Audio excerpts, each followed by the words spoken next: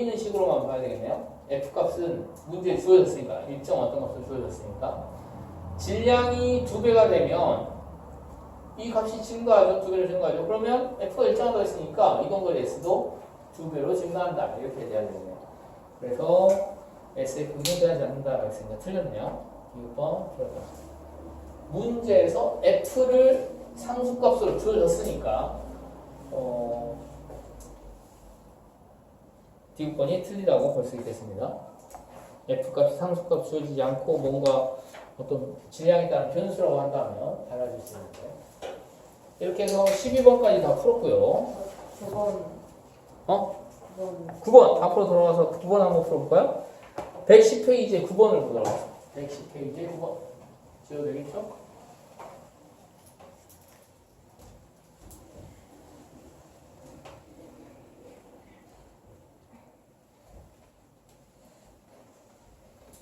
선생님이 방금 풀어준 이런 문제들을 너희들이 뭐 이해하고 똑같은 문제가 다음번에 나왔을 때 풀 수 있다라고 한다면 지금 물리원을 아주 잘 하고 있는 겁니다. 이 정도 문제가 난이도가 쉬운 문제들이 아니거든.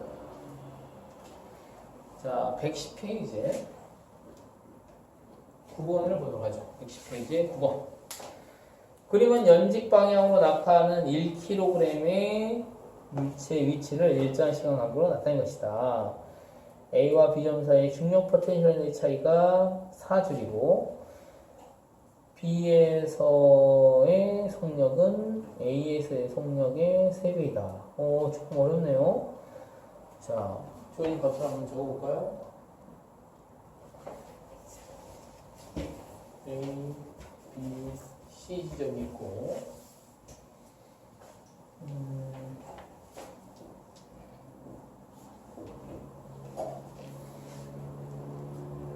중력 포텐셜의 차이가 4줄이다.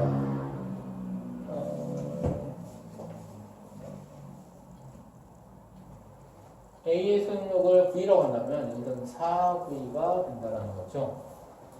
그리고 일정한 시간 간격으로 측정했다. 일정한 시간 간격으로 측정했습니다.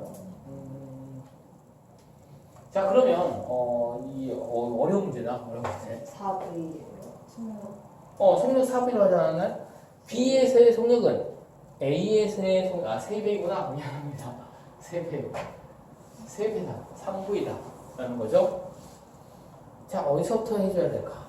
지금 C에 대한 조건 하나도 안 나왔단 말이야. C에 대한 조건으로 나온 거라고 치면 A, B, C를 일정한 시간 간격을 측정했다. 이거 하나밖에 없잖아요. 이걸 가지고 C에서 어떤 단서를 하나씩 채워나가기 시작해줘야 됩니다. A에서 B까지 가는데 걸린 시간이 T초라고 해봅시다. 그럼 B에서 C까지 가는데 걸린 시간도 T초란 얘기죠? T초의 시간이 걸렸다는 거야.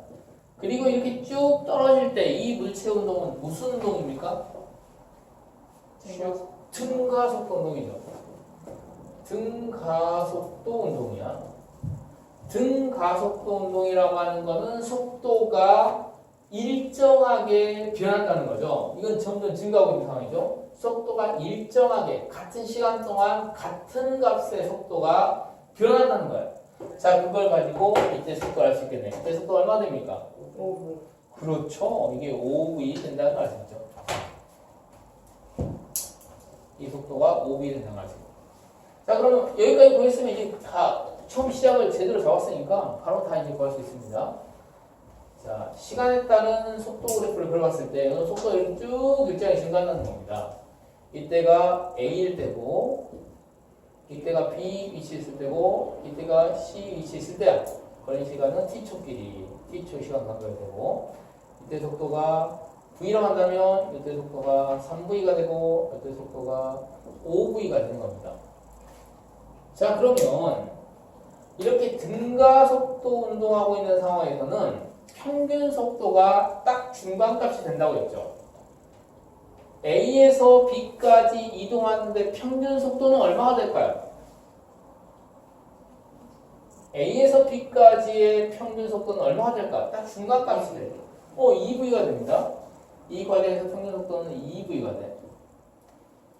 그 다음에 이때 평균 속도는 얼마가 될까요? B에서 C까지 이동할 때, 이렇게 이동할 때 평균 속도는 얼마가 될까요? 딱 중간값이 되니까 4B가 되겠죠. 그러면 평균 속도를 생각해보면 같은 시간 동안 이 속도로 등속도 운동한 걸로 생각해 줄 수 있단 말이야. 실제 속도가 이렇게 일정히 증가 있는데 이 2시간 동안 평균 속도로 등속도 운동, 이 시간 동안 평균 속도로 등속도 운동 이렇게 볼 수 있어. 자, 그러면 이동 거리 넓이가 몇 배 된다는 거야? 이게 평균 속도가 2V이고 평균 속도가 4V니까 이 같은 시간 동안 그렇지 2배 된다는 거죠. 그러면 이 거리가 요 거리에 또 A, B 사이 거리의 2배가 돼야 되니까 이 사이에 B와 C 사이에 중력 포텐셜 에너지의 변화량은 얼마가 될까요?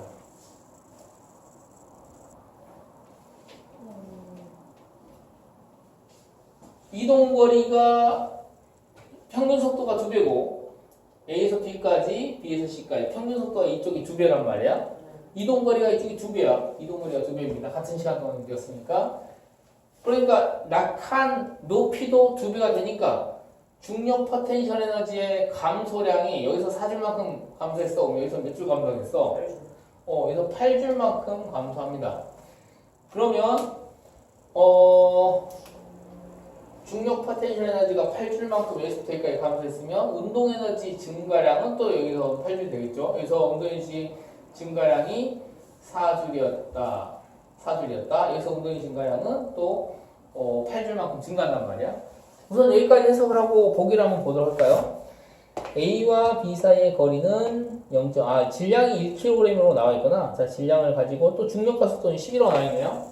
자, 질량이 1kg짜리입니다. 질량이 1kg짜리고 중력과 속도 G는 10m/s 제곱으로 해라 라고 나와 있네요. 그러면 A와 B 사이의 거리. 자, 여기에 중력 포텐셜 에너지 차이 mgH가 중력 포텐셜 차이인데 m이 1, g가 10, 그 다음에 h A와 B 사이의 거리니까 h, 요걸 h라고 할까요? 요 높이를 h라고 하고 또 요 높이를 h'이라고 해보겠습니다. 그럼 h가 얼마다? 4줄이다. 그럼 h는 얼마다? 0.4m가 되겠네. h는 0.4m가 되죠. h는 0.2m가 아니라 0.4m. 그 다음에 A와 B 사이의 중력이 물체한 일은 A와 B 사이의 중력이 물체한 일은 mgH가 중력이 한 일이잖아요. A와 C 사이. A와 C 사이구나. A와 C 사이. 자, 요게 0.4m야. h가 0.4m야. 그럼 h 프라임 얼마가 되겠어? 0.8m가 되겠네요. 그러면 여기서부터 여기 전체 높이 차이는 얼마야? 전체 높이 차이는 1.2m가 되겠네. 그죠? 그러면 이 과정에서 중력이 한 일이라고 하는 건 mgH만큼 중력이 한 일이 되죠? mg만큼 이 과정에서 h만큼 이동시켰으니까 m이 얼마? 1, g가 얼마? 10, h가 얼마? 1.2, 12줄만큼 중력이 일을 했겠다. A와 C 사이의 중력이 물체한 일은 12줄이 되네요. 8줄이 아니라.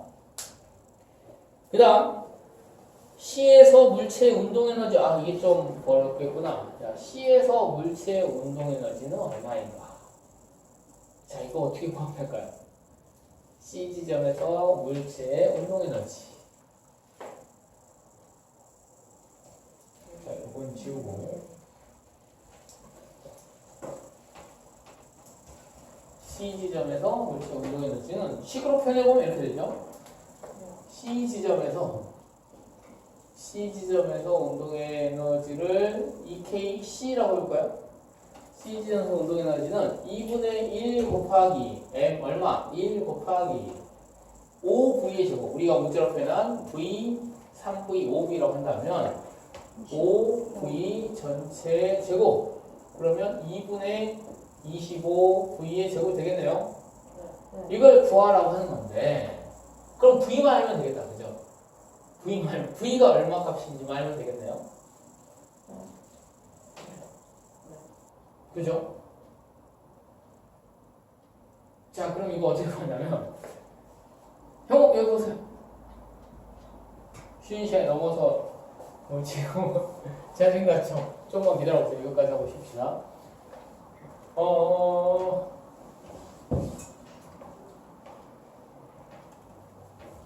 이런 것들 이제 너희들 문제를 풀면서 파악을 해줘야 되는 건데, 자, 이 과정에서 운동 에너지 증가량을 뭐라고 할 수 있냐면 2분의 1 곱하기 m 곱하기 3v의 제곱 빼기 2분의 1 곱하기 m 곱하기 v의 제곱, 이게 운동의 증가량이죠? 네. 그 운동 에너지 증가량은 중력에 의한 포텐셜의 감소량이라고 볼 수 있잖아. 네. 중력 포텐셜의 감소량이 얼마야? 4줄이잖아요. 4줄이다.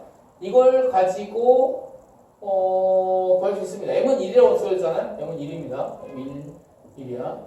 그럼 계산해주면 어떻게 됩니까? 2분의 9v 2분의 9v 제곱에서 2분의 9v 제곱은 2분의 8 4v 제곱이네. 그죠? 네.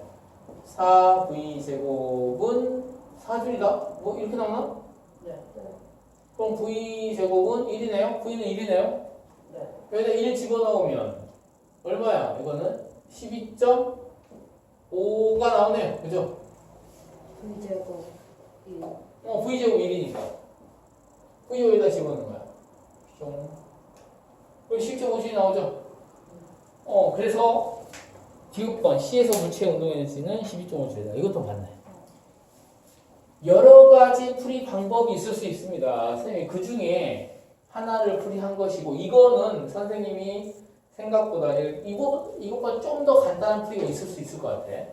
해답지를 참조를 해보거나, 선생님이 이제 즉흥적으로 이 문제를 그래서 차근차근 생각해보다 보니까 이렇게 풀었는데, 이 풀이 말고 여러 가지 풀이 방법이 있을 수 있어. 가장 중요한 거는 너희들이 직접 풀이 방법을 찾아가는 과정, 그게 제일 중요합니다. 물리는 실제 개념은 그렇게 어렵지 않아. 개념 간단하잖아요. 그죠? 역학제는 보정 없이, 역학제는 이거 보존된다. 어떤 조건에서 마찰력이나 적응이 없는 상황에서. 그 다음에 중력에 의한 포텐셜 에너지, 운동 에너지 공식. 그것들만 알면 그걸 가지고 문제 어떻게 적용하냐, 그게 관건인데, 문제 풀이가 쉽지 않죠. 많은 훈련을 통해서 해야 되고, 선생님이 오늘 1시간 동안 쭉 설명한 과정을 이해가 된다. 그 정도면 상당한 실력을 갖고 있는 겁니다. 실제 물리원을 처음 배우는 사람 입장에서 선생님이 방금 이 풀이를 이해하는 것 자체가 어려운 거야. 그 표정을 보니까 그래도 쭉쭉 잘 따라오는 것 같으니까 상당히 긍정적이네. 자, 쉬었다가 5분 쉬었다가 하도록 하죠.